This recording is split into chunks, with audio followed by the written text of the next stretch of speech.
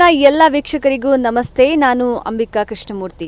ಕಷ್ಟದಲ್ಲಿರುವಂಥವರು, ಬಡವರು, ನಮ್ಮ ಕಷ್ಟನ ಹೇಳ್ಕೊಳ್ಳೋದಕ್ಕೆ ಯಾವುದಾದ್ರೂ ಒಂದು ಧ್ವನಿ ಬೇಕು, ನೆರಳಾಗೋದಕ್ಕೆ ಯಾವುದಾದ್ರೂ ಒಬ್ಬ ಮನುಷ್ಯ ಬೇಕು ಅಂತ ಹುಡುಕುವಂಥ ಅಗತ್ಯನೇ ಇಲ್ಲ. ಯಾಕೆ ಅಂತ ಹೇಳಿದ್ರೆ ಇವರ ಜೀವ ಸಂಪೂರ್ಣವಾಗಿ ನಿರಾಶ್ರಿತರಿಗೆ, ಬಡವರಿಗೆ, ಅಳಿವಿನ ಅಂಚಿನಲ್ಲಿರೋರಿಗೆ ಅಂತ ಹೇಳಿದ್ರೆ ತಪ್ಪಾಗ್ಲಾರ್ದು. ಇವರ ಉಸಿರಾಟನೇ ಹೇಳುತ್ತೆ, ನಾನು ಬಡವರ ಜೀವನವನ್ನ ಹಸನ ಮಾಡಬೇಕು, ಹಚ್ಚ ಹಸಿರನ್ನಾಗಿ ಮಾಡಬೇಕು ಅಂತ ಹೇಳಿ ಸದಾ ಸಮಾಜ ಸೇವೆ ಅನ್ನೋದ್ರಲ್ಲೇ ಇವರ ಜೀವನವನ್ನ ಮುಂದುವರಿಸ್ತಾ ಇದ್ದಾರೆ. ಇವರ ಸಂಪೂರ್ಣ ಜೀವನದ ಪ್ರಯಾಣ ನಿರಾಶ್ರಿತರಿಗೋಸ್ಕರ, ವಿದ್ಯಾರ್ಥಿಗಳಿಗೋಸ್ಕರ ಅಂತ ಹೇಳಿದ್ರೆ ತಪ್ಪಾಗ್ಲಾರ್ದು. ಹೌದು ವೀಕ್ಷಕರೇ, ಇವತ್ತು ನಾನು ಒಬ್ಬ ತುಂಬ ವಿಶೇಷ ವ್ಯಕ್ತಿಯನ್ನ ಪರಿಚಯ ಮಾಡಿಕೊಡ್ತಾ ಇದ್ದೀನಿ. ಯಾವುದೇ ರೀತಿಯಾದಂಥ ಪ್ರತಿಫಲವನ್ನ ಬಯಸದೆ, ನಿರೀಕ್ಷೆಯನ್ನ ಇಟ್ಟುಕೊಳ್ಳದೆ, ಸಂಪೂರ್ಣವಾಗಿ ಸಮಾಜಕ್ಕೆ ನಾವೇನು ಕೊಡ್ತೀವಿ ಅನ್ನೋದು ತುಂಬ ಮುಖ್ಯವಾಗುತ್ತೆ ಅನ್ನುವಂಥ ಧ್ಯೇಯವನ್ನ ಇಟ್ಕೊಂಡು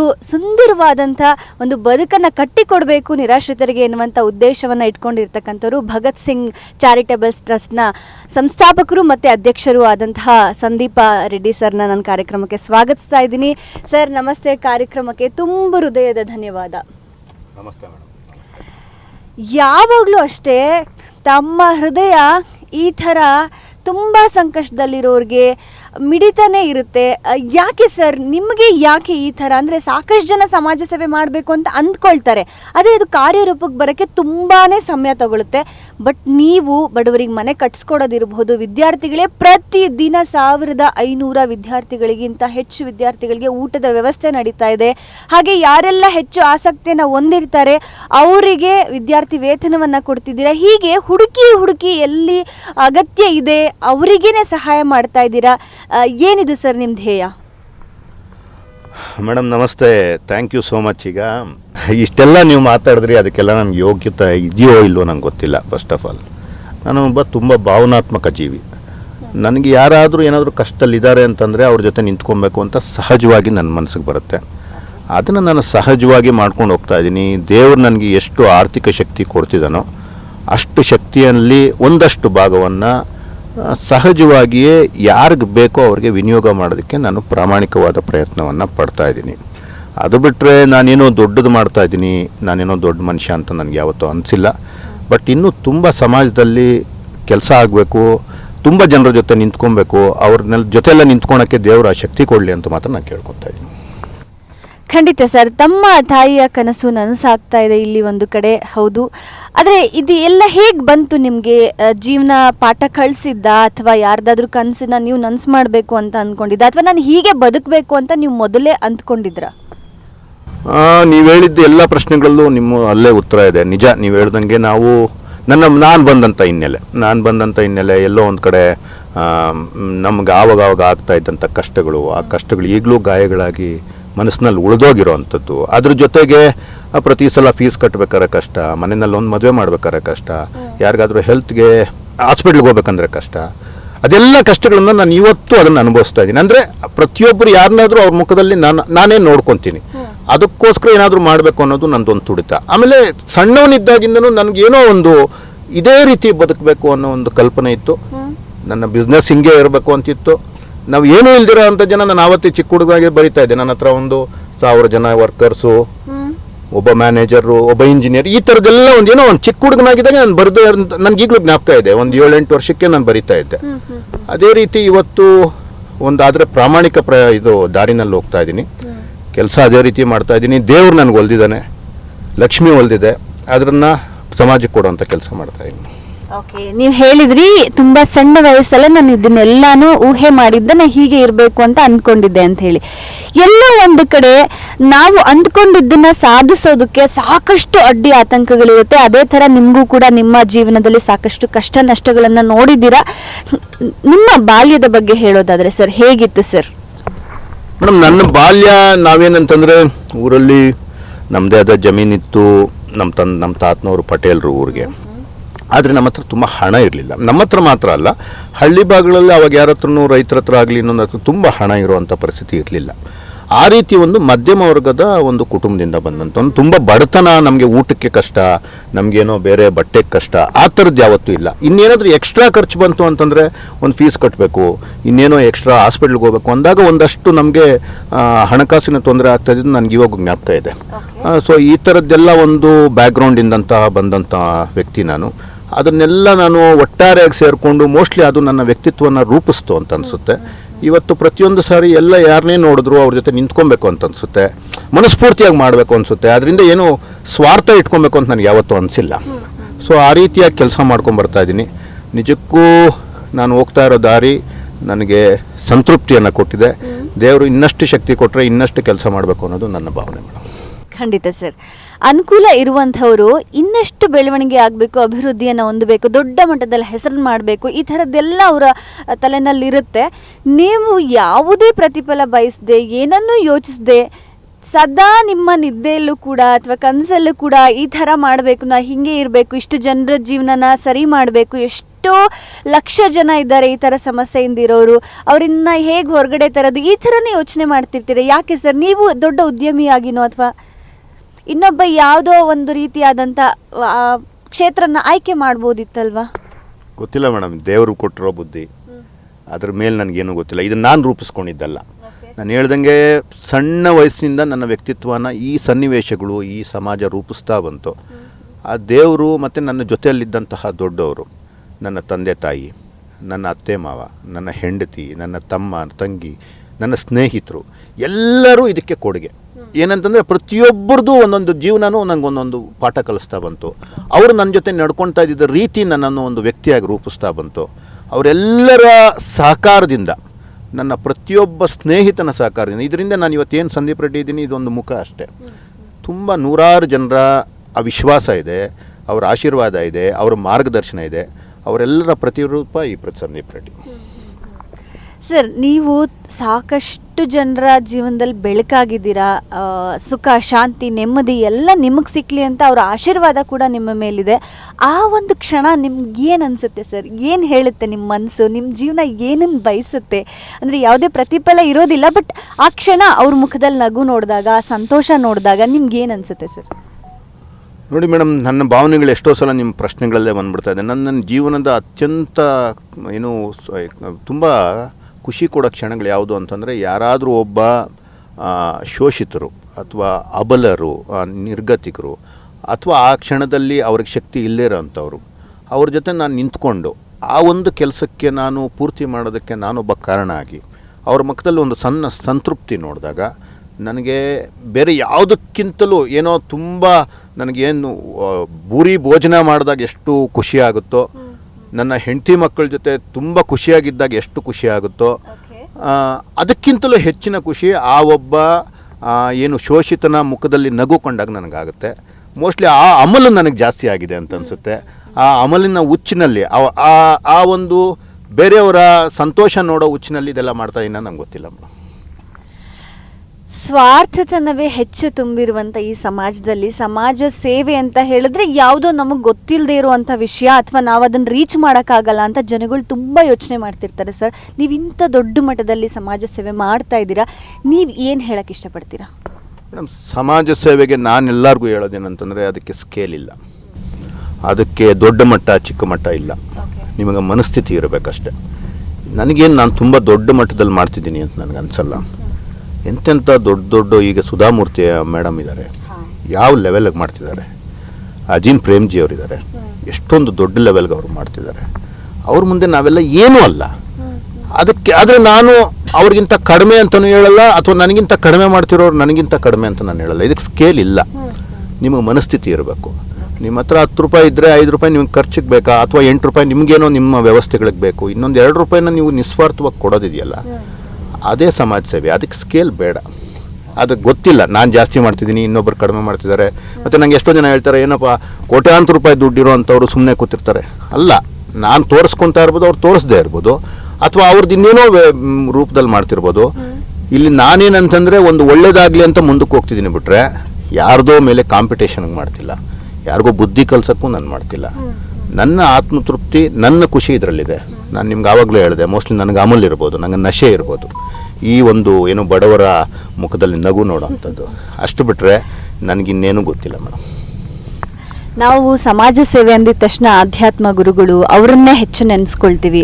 ಸೊ ನನಗೆ ನಿಮ್ಮನ್ನ ನೋಡಿದ್ರೆ ನಿಜವಾಗ್ಲೂ ನಾನು ಮನಸಾರೆ ಹೇಳ್ತಾ ಇದ್ದೀನಿ, ಕೆಲವೇ ನಿಮಿಷಗಳ ಹಿಂದಷ್ಟೇ ನಾನು ನಿಮ್ಮನ್ನ ಭೇಟಿಯಾಗಿದ್ದು. ಸೊ ನನಗೆ ಅದೇ ಥರ ಅನ್ನಿಸ್ತಾ ಇದ್ದೀರಾ ನೀವು. ನನಗೆ ಹೋಲಿಕೆ ಅಂತ ಕೊಡೋದಕ್ಕೆ ಯಾರು ಹೇಳಕ್ಕಾಗ್ತಿಲ್ಲ, ಬಟ್ ನಾನು ನಿಮ್ಮ ಕೊರಳಲ್ಲಿ ರುದ್ರಾಕ್ಷಿ ಮಾಲೆ ನೋಡಿದಾಗ, ಕೈಯಲ್ಲಿ ರುದ್ರಾಕ್ಷಿ ಮಾಲೆ ಇದೆಲ್ಲವನ್ನ ನೋಡಿದಾಗ ನಿಮಗೆ ಆಧ್ಯಾತ್ಮದ ಬಗ್ಗೆ ಎಷ್ಟು ಒಲವಿದೆ ಸರ್, ಅಥವಾ ದೇವ್ರನ್ನ ಕಂಡ್ರೆ ಎಷ್ಟು ಪ್ರೀತಿ? ನಾನು ಪ್ರತಿ ಕ್ಷಣ ದೇವರನ್ನು ನಂಬ್ತೀನಿ. ಪೂಜೆ ಮಾಡೋದಕ್ಕೆ ನಂಗೆ ಟೈಮ್ ಇಲ್ಲ. ನನ್ನ ಹೆಂಡತಿ ಮಾಡ್ತಾಳೆ, ಪ್ರತಿ ಕ್ಷಣ ಪೂಜೆ ಮಾಡ್ತಾಳೆ, ಬೇರೆ ಬೇರೆ ರೀತಿಯಲ್ಲಿ ಪ್ರತಿ ದೇವಸ್ಥಾನಕ್ಕೆ ಹೋಗ್ತಾಳೆ. ಮತ್ತು ನನ್ನ ಗುರುಗಳು ನಿರ್ಮಲಾನಂದ ಸ್ವಾಮಿಗಳು. ಗುರುಗಳು ಅನ್ನೋದಕ್ಕಿಂತ ಅದು ಗೊತ್ತಿಲ್ಲ ನನಗೆ, ಅವ್ರಿಗೆ ಹೆಸರು ಕೊಡೋ ಅಷ್ಟು ದೊಡ್ಡವನಲ್ಲ. ಆ ವ್ಯಕ್ತಿತ್ವ ನನಗೆ ರೋಮಾಂಚನ ಮೂಡಿಸುತ್ತೆ ಯಾವಾಗಲೂ. ನಿಜವಾಗ್ಲೂ ಗುರುಗಳು ಅಂತ ಯಾರನ್ನಾದ್ರೂ ನಾನು ನೆನೆಸ್ಕೊಂಡು ನಮಸ್ಕಾರ ಮಾಡ್ಕೊಬೇಕು ಅಂತಂದರೆ ಫಸ್ಟು ನಿರ್ಮಲಾನಂದ ಸ್ವಾಮಿಗಳಿಗೆ ನಮಸ್ಕಾರ ಮಾಡ್ಕೊತೀನಿ. ನಂತರ ರಾಘವೇಂದ್ರ ಸ್ವಾಮಿಗಳನ್ನ ನಾನು ನೆನೆಸ್ಕೊತೀನಿ.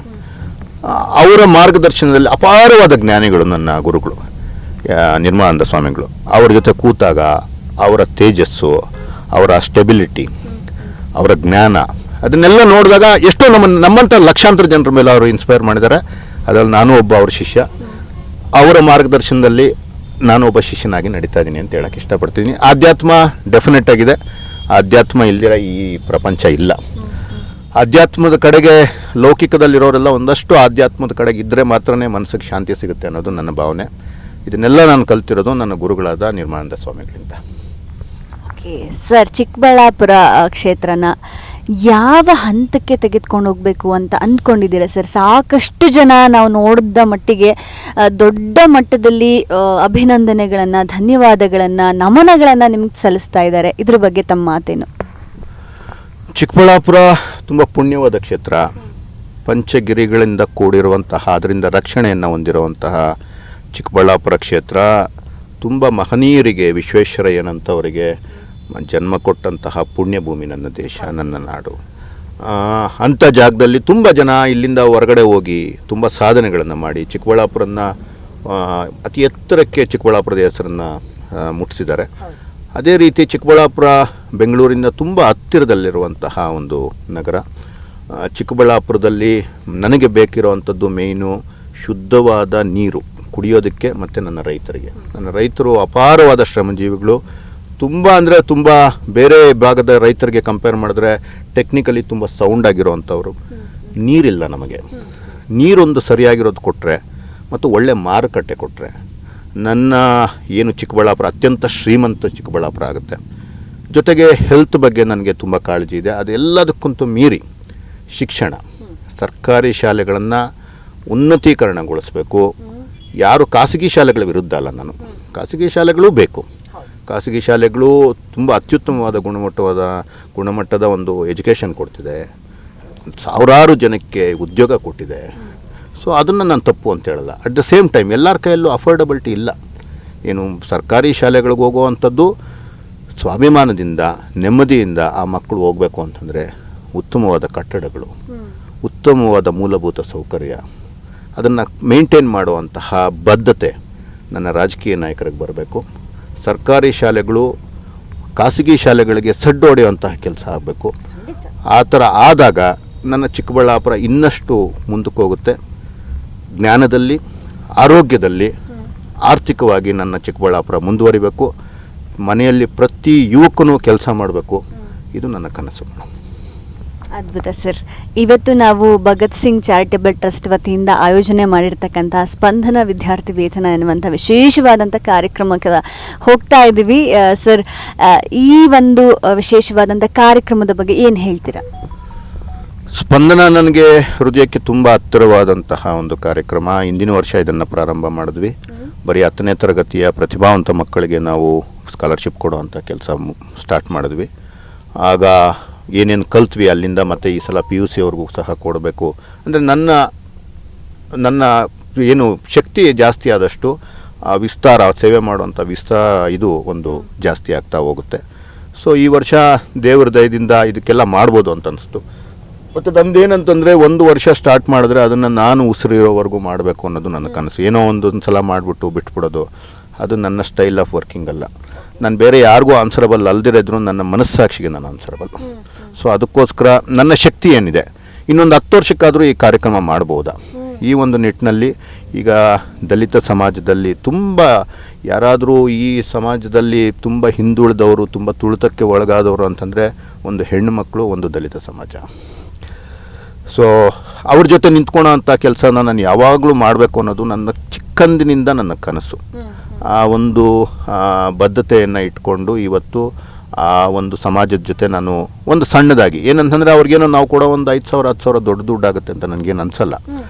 ಆದರೆ ನಾವು ಅವರನ್ನು ಕರೆದು, ಅವರ ತಂದೆ ತಾಯಿಗಳನ್ನ ಕರೆದು ನಾವು ಅವರನ್ನು ಗುರುತಿಸೋವಂಥ ರೀತಿ ನಿಜಕ್ಕೂ ಅವರಲ್ಲಿ ಒಂದು ಆತ್ಮವಿಶ್ವಾಸ ಮೂಡುತ್ತೆ.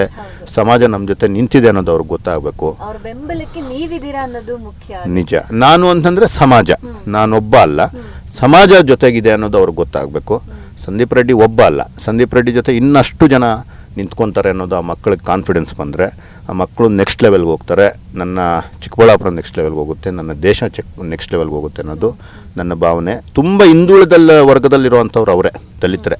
ಇವತ್ತು ಅವ್ರಿಗೆ ಏನೆಲ್ಲ ಸರ್ಕಾರ ಸೌಲಭ್ಯ ಕೊಟ್ಟಿದ್ರೂ ಸಹ ಅದನ್ನು ಸರಿಯಾಗಿ ದಕ್ಕಿಸ್ಕೊಳೋ ಅಂತಹ ಬುದ್ಧಿ ಕೂಡ ಅವ್ರಿಗೆ ಇನ್ನೂ ಪಾಪ ಬಂದಿಲ್ಲ. ಆ ಒಂದು ಜ್ಞಾನ ಇಲ್ಲ, ಆ ಕಾನ್ಫಿಡೆನ್ಸ್ ಇಲ್ಲ. ಹೋಗಿ ಗುದ್ದಾಡಿ ನಮ್ಮ ಹಕ್ಕುಗಳನ್ನು ನಾವು ತೊಗೊಬೋದು ಅನ್ನೋದು ಕೂಡ ಅವ್ರಿಗಿನ್ನೂ ಗೊತ್ತಿಲ್ಲ. ಸೊ ಆ ಥರ ಎಲ್ಲ ಇರೋದ್ರಿಂದ ಅವ್ರ ಜೊತೆ ನಿಂತ್ಕೊಬೇಕು ಅನ್ನೋ ಒಂದು ಸಣ್ಣ ಅಳಿಲ್ ಸೇವೆ. ನೋಡೋಣ ಮುಂದಕ್ಕೆ ಏನೇನಾಗುತ್ತೆ ಅಂತ. ಸಂದೀಪ್ ರೆಡ್ಡಿ ಅಂಥವರು ತಾಲೂಕಿಗೆ ಅಥವಾ ಜಿಲ್ಲೆಗೆ ಒಬ್ಬರಿದ್ರೆ ಸಾಕು, ಆ ತಾಲೂಕು ಆ ಜಿಲ್ಲೆ ದೊಡ್ಡ ಮಟ್ಟದಲ್ಲಿ ಬೆಳವಣಿಗೆಯನ್ನು ಕಾಣುತ್ತೆ, ಎಲ್ಲ ಕ್ಷೇತ್ರದಲ್ಲೂ ಮುಂದಿರುತ್ತೆ ಅಂತ ಹೇಳಿ ನಮಗೆ ಸಾಕಷ್ಟು ಜನರು ಹೇಳ್ತಾ ಇದ್ದಾರೆ. ಸರ್, ನೀವು ಅವರಿಗೆ ಸಿಕ್ಕಾಗ ಅವರು ನಿಮಗೆ ತೋರಿಸುವಂಥ ಪ್ರೀತಿಯ ಬಗ್ಗೆ ನಿಮ್ಮ ಮಾತು. ಮೇಡಮ್, ನಾನು ಯಾವಾಗ ನಿಸ್ವಾರ್ಥವಾಗಿ ಕೆಲಸ ಮಾಡ್ತೀನಿ, ಅವರು ಸಹ ನಿಸ್ವಾರ್ಥವಾಗಿ ಪ್ರೀತಿ ಕೊಡ್ತಾರೆ. ಆ ಪ್ರೀತಿಗೆ ಬೆಲೆ ಕಟ್ಟೋಕ್ಕಾಗಲ್ಲ, ಅದನ್ನು ಅನುಭವಿಸ್ಬೇಕಷ್ಟೇ. ಅದನ್ನು ಅನುಭವಿಸ್ತಾ ಇದ್ದೀನಿ. This is the best phase of my life ಅಂತ ನನಗನ್ಸುತ್ತೆ. I am very very happy the way I am going, the way I am doing. ಖುಷಿ ಇದೆ ನನ್ನ ಜೀವನದ ಬಗ್ಗೆ, ಸಾರ್ಥಕತೆ ಇದೆ ನನ್ನ ಯೋಚನೆಗಳ ಬಗ್ಗೆ. ತುಂಬ ಹೇಳೋಕ್ಕಾಗಲ್ಲ ಮೇಡಮ್, ಇದು ಮಾತುಗಳಿಗೆ ನಿಲುಕದ ಭಾವನೆಗಳಿವು. ಹೇಳೋದಕ್ಕಿಂತ ನಾನು ಮಾಡಿ ತೋರಿಸೋದೇ ಹೆಚ್ಚು ಅನ್ನುವಂಥದ್ದು ನಿಮ್ಮನ್ನ ನೋಡಿದ್ರೇ ಅರ್ಥ ಆಗುತ್ತೆ. ಸರ್, ಮುಂದಿನ ಯೋಚನೆಗಳೇನು ಸರ್, ನಮ್ಮ ಚಿಕ್ಕಬಳ್ಳಾಪುರ ವೀಕ್ಷಕರಿಗಾಗಿರ್ಬೋದು ಅಥವಾ ಕರ್ನಾಟಕದ ಜನತೆಗಾಗಿರ್ಬೋದು, ನಿಮ್ಮ ಒಂದು ಮುಂದಿನ ದಾರಿ ಪ್ರಯಾಣದ ಬಗ್ಗೆ? ಗೊತ್ತಿಲ್ಲ ಮೇಡಮ್, ಇದೆಲ್ಲ ವಿಧಿ ಆಟ. ದೇವರು ಎಲ್ಲಿವರೆಗೂ ಕರ್ಕೊಂಡು ಹೋಗ್ತಾನೋ ಅಲ್ಲಿವರೆಗೂ ಕರ್ಕೊಂಡು ಹೋಗ್ತಾ ಇರೋದಷ್ಟೇ. ಎಕ್ಸ್ಪೆಕ್ಟೇಷನ್ಸ್ ಇಟ್ಕೊಂಡ್ರೆ ನಿರಾಸೆಗಳಿಗೆ, ದುಃಖಕ್ಕೆ ಕಾರಣ ಆಗುತ್ತೆ. ಸೊ ಎಕ್ಸ್ಪೆಕ್ಟೇಷನ್ಸ್ ಏನು ಬೇಡ. ಎಷ್ಟು ನೋಡಿ, ಒಂದು ಹಂಬಲ್ ಬ್ಯಾಕ್ಗ್ರೌಂಡಿಂದ ಬಂದು ಇಷ್ಟೆಲ್ಲ ಮಾಡಿ ಸಾಕು, ಖುಷಿ ಇದೆ. ಇದನ್ನು ದೇವರು ಇನ್ನೆಷ್ಟು ದಿವಸ ನನಗೆ ಮುಂದುವರ್ಸೋದಕ್ಕೆ ಅವಕಾಶ ಕೊಡ್ತಾನೋ ಮುಂದುವರಿಸ್ತೀನಿ. ಇನ್ನೆಲ್ಲ ದೇವರ ಮೇಲೆ. ನಾನು ಹೇಳಿದಾಗೆ ದೇವರನ್ನು ತುಂಬ ನಂಬುವಂಥವನು, ಪ್ರಕೃತಿಯನ್ನು ನಂಬುವಂಥವನು. ಪ್ರಕೃತಿ ಆಟ ಎಲ್ಲಿವರೆಗೂ ನನ್ನ ಪರವಾಗಿರುತ್ತೋ ಅಲ್ಲಿವರೆಗೂ ನಾನು ಜನಗಳ ಪರವಾಗಿರ್ತೀನಿ ಅಂತ ಹೇಳ್ತೀನಿ. ನಿಮ್ಮ ಹಾಗೆ ಸಮಾಜ ಸೇವೆನ ಮಾಡಬೇಕು ಅಂತ ಹೇಳಿ ಬಹಳಷ್ಟು ಜನ ಅಂದ್ಕೊಂಡಿರ್ತಾರೆ, ಮಾಡ್ತಾನೂ ಕೂಡ ಇದ್ದಾರೆ. ಆದರೆ ನಿಮ್ಮ ಅಷ್ಟು ಮಟ್ಟಕ್ಕಾಗಿಲ್ಲ ಅಂತಂದರೆ ಈಗ ಶುರುವಿನ ಹಂತದಲ್ಲಿರೋರಿಗೆ ನೀವು ಏನು ಹೇಳೋಕ್ಕೆ ಇಷ್ಟಪಡ್ತೀರಾ? ನಿಸ್ವಾರ್ಥವಾಗಿ ಮಾಡಿ. ನಿಸ್ವಾರ್ಥ ಸೇವೆಯನ್ನು ಈ ಪ್ರಕೃತಿ ಗಮನಿಸುತ್ತೆ. ನಿಸ್ವಾರ್ಥವಾಗಿ ನೀವು ಮಾಡ್ತಾ ಇರೋದನ್ನು ಗಮನಿಸಿದ್ರೆ ನಿಮಗೆ ಇನ್ನಷ್ಟು ಶಕ್ತಿನ ಪ್ರಕೃತಿನೇ ತನ್ನನ್ನು ತಾನೇ ಕೊಡೋಕ್ಕೆ ಸ್ಟಾರ್ಟ್ ಮಾಡುತ್ತೆ. ನೀವು ಯಾವುದರಿಂದ ಓಡೋದೇನು ಬೇಡ, ಯಾರಿಗೋ ತೋರಿಕೆಗೆ ಮಾಡೋದು ಬೇಡ, ಮಾಡ್ತಾ ಹೋಗಿ. ಇನ್ನು ಮಿಕ್ಕಿದ್ದೆಲ್ಲ ಪ್ರಕೃತಿ ನಿಮಗೆ ಪ್ರತಿಯೊಂದನ್ನು ಪ್ಲೇಸ್ ಮಾಡ್ತಾ ಹೋಗುತ್ತೆ. ಅದನ್ನು ಎಲ್ಲ ಅನುಕೂಲಗಳನ್ನು ಅದೇ ಕೊಡುತ್ತೆ. ನಿಮ್ಮ ಮನಸ್ಥಿತಿ ಸರಿ ಇರಬೇಕು, ನಿಮ್ಮ ಶ್ರಮ ಸರಿ ಇರಬೇಕು, ನಿಮ್ಮ ಉದ್ದೇಶಗಳು ಸರಿ ಇರಬೇಕು. ಆವಾಗ ಎಲ್ಲನೂ ಸರಿ ಹೋಗುತ್ತೆ. ಅದಕ್ಕೆ ನಾನು ಜೀವಂತ ಸಾಕ್ಷಿ. ಎಲ್ಲರೂ ಸೇರೋಣ, ಚಿಕ್ಕದು ದೊಡ್ಡದು ಅಂತ ಕಂಪ್ಯಾರಿಸನ್ ಬೇಡ. ಎಲ್ಲರೂ ಸೇರೋಣ, ಒಂದು ಸ್ವಾಸ್ಥ್ಯವಾದ ಸಮಾಜವನ್ನು ಕಟ್ಟೋದಕ್ಕೆ ಎಲ್ಲರೂ ಕೈ ಜೋಡಿಸೋಣ. 4 ದಿನದ ಜೀವನ, ಎಲ್ಲರೂ ಜೊತೆಗೆ ಪ್ರೀತಿಯಿಂದ ಇರೋಣ ಅಂತ ನಂಗೆ ಅನಿಸುತ್ತೆ ಮೇಡಮ್. ಅರ್ಥಪೂರ್ಣವಾದಂಥ ಮಾತು ಸರ್. ಈ ಒಂದು ಕಡಿಮೆ ಅವಧಿಯಲ್ಲಿ ನಮಗೋಸ್ಕರ ಸಮಯವನ್ನು ನೀಡಿದ್ದೀರಿ. ತಮ್ಮ ಅತ್ಯಮೂಲ್ಯವಾದಂಥ ಸಮಯಕ್ಕೆ ತಮಗೆ ತುಂಬ ಹೃದಯದ ಧನ್ಯವಾದ sir. Thank you so much. ಅಪರೂಪದ ಮಾಣಿಕ್ಯವೇ ನಮ್ಮೂರಿನ